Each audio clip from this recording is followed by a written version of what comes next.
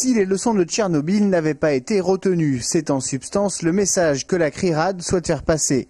Cette agence indépendante d'information sur la radioactivité a publié un rapport de 22 pages sur l'impact des masses d'air radioactives en provenance de Fukushima.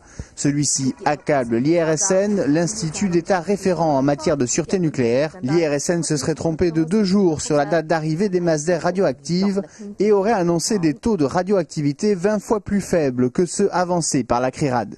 Face à une accusation de ce genre, on se doit de répondre. Pour revenir à la CRIRAD, donc elle a pris des résultats de mesure sur des prélèvements de longue durée qui allaient du 22 mars jusqu'au, alors selon le cas, le 28 mars, voire le 1er avril.